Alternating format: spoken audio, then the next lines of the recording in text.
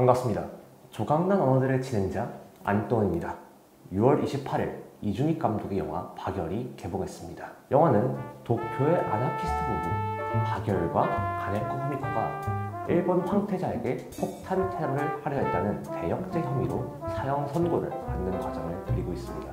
동양의 봉건 국가였던 일본은 19세기 서양 세력에게 위협을 받습니다. 국가의 생존을 위해 서양을 따라잡는 엘리트가 주도하고 민중은 따르는 근대화 기획이 시작되는데요. 1867년 메이지 유신이 전개되면서 일본은 봉건 체제로부터 벗어나 근대 국가로 탈바꿈, 위로부터의 대변혁을 겪게 됩니다.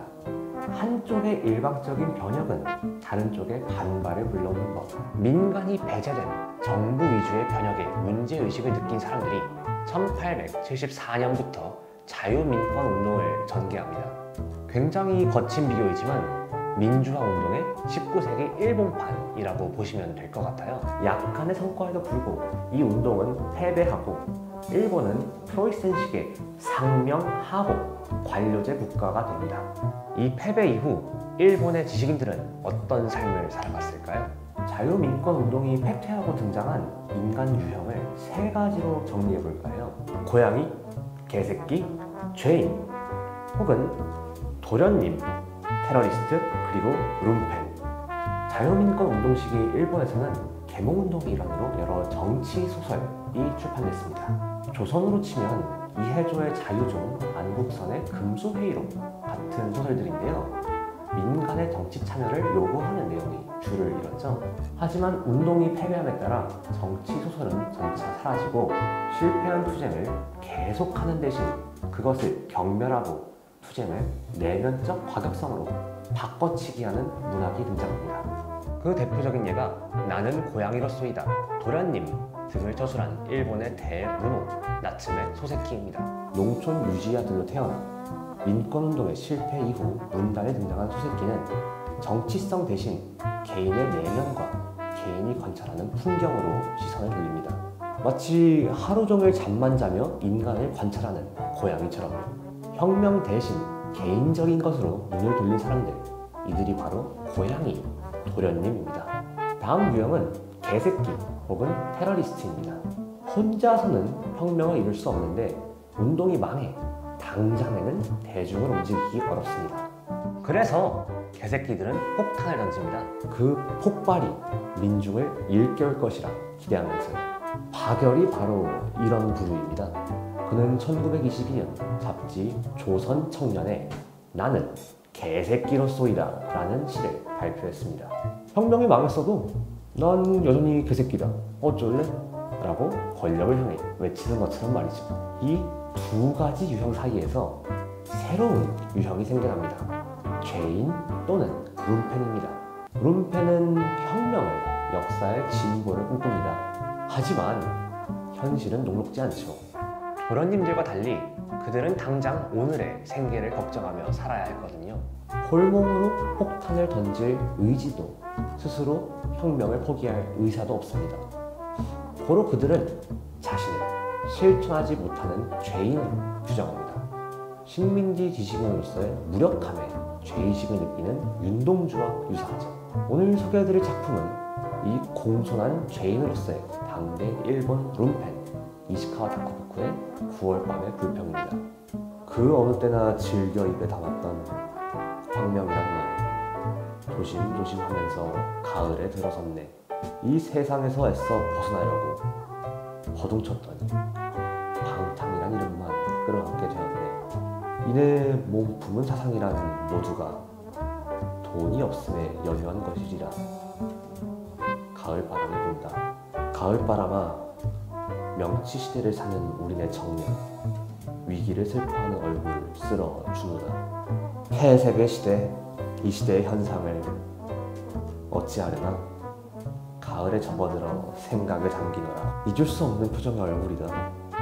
오늘 거리에서 경찰에 끌려가며 웃음 짓던 남자는 세계 지도 위 이웃의 조선나라 검띠검도로 먹칠하여 가면서 가을바람 품는다. 누가 나에게 저 피스톨이라도 쏘아줬으면 이토 수상처럼 죽어나 보여줄걸. 명치 43년 이가을 내 마음은 어느 때보다 성실해지면서 슬픔으로 가득해. 이시카와 타쿠보쿠는 요즘식을 말하면 운동권 출신입니다. 중학교 시절에도 스트라이크 시위를 주도해서 학교를 자퇴했고, 교사가 된 후에도 학생 스트라이크를 조직해서 교장을 쫓아냈거든요. 그런 만큼 한때 그는 혁명이라는 말을 즐겨 입에 담았겠지만 이제는 조심조심하게 되었습니다. 진보적 활동이란커녕 방탕이라는 이름만 끌어안게 되었고, 자신의 사상이란 돈이 없음에 연유한 것이리라고 생각하게 되었습니다. 하지만 그는 이 시대가 폐색의 시대라는 생각을 떨칠 수가 없습니다. 명치 43년은 1910년, 즉 한일 합방이 이루어진 해입니다. 이시카와 타쿠보쿠는 세계 지도 위 이웃의 조선 나라를 검띠검도록 먹칠, 즉 식민 지배하는 명치 시대를 살아가는 청년입니다. 그는 더 이상 운동을 할 자신이 없습니다. 그래서 오늘 거리에서 경찰에 끌려가며 웃음 짓던 남자의 표정을 잊지 못하죠. 박열과 타쿠보쿠는 서로 맞닿아 있지만 정반대의 방향으로 달려나갑니다. 박열은 테러리스트이지만 사실 룸펜의 속성도 다분합니다. 영화에서 그는 아나키스트, 테러리스트로 사형을 선고받죠. 그러나 박열은 이 죄목만큼 철두철미하거나 무시무시하지 않습니다. 그가 제작한 폭탄은 터지지도 않고 길 가는 사람 하나 잡아다가 린치하는 것을 운동이랍시고 하고 앉아 있습니다. 실제로 박열은 황태자에게 폭탄을 던져보지도 못했습니다. 그의 혐의는 관동 대지진의 조선인 학살을 덮기 위해 당국이 조작한 것으로 사실 그냥 시시한 잡범입니다. 박열을 죽이기 위해 혐의를 조작한 상부의 요구에도 불구하고 담당 일본인 검사가 본인도 사형을 원하는 박열에게 너는 그럴 자격이 없어 라고 소리칠 정도로 결국 한심한 룸펜 박열은 일본 당국을 역이용해 진정한 테러리스트 영웅이 됩니다. 반대로 타쿠보쿠는 테러리스트를 꿈꾸는 룸펜입니다. 안중근의 이토 히로부미 저격을 보고 썼다고 전해지는 그의 시 코코아 한 잔에서 나는 안다 테러리스트의 슬픈 마음을, 빼앗긴 말 대신에 행동으로 말하려는 심정을, 그것은 성실하고 열심한 사람이 늘 갖는 슬픔인 것을 이라며 시대에 저항하는 개새끼에게 동조하고 있거든요. 그러나 마음으로 동조할지언정 실천으로 옮기지 못하기 때문에 타쿠보쿠는 룸펜으로 남습니다. 무엇이 이들을 다르게 했을까요? 아마도 그들이 살아갔던 시대가 다르기 때문이 아닐까 싶습니다. 타쿠보쿠는 1886년에 태어나 1912년에 죽었습니다. 그는 민권운동의 패배 이후 태어나 새로운 저항을 목격하지 못하고 사망한 것입니다. 반면 박열의 주된 시대적 배경은 1920년대입니다. 연호도 메이지가 아닌 다이쇼입니다. 타쿠보쿠가 보지 못한 본격적인 다이쇼 데모크라시의 시대죠. 쌀폭동이 일어나고 일본 최초의 정당 내각이 설립되고 사회주의와 아나키즘의 세력이 강성하던 시기였습니다.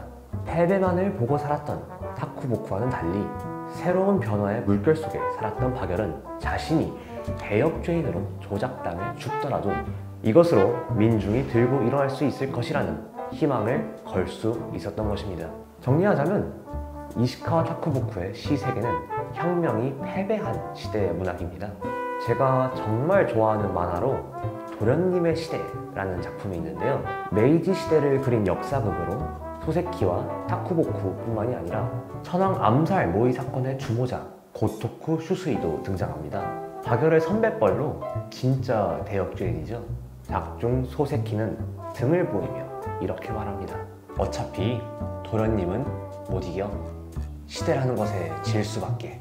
소세키는 순응하고 타쿠보쿠는 사망하고 박열은 옥에 갇히고 자유민권운동에 이어 다이쇼 데모크라시도 무너지고 일본은 군국주의 시대로 나아가 동아시아와 태평양을 전쟁의 구렁텅이로 몰아넣었습니다.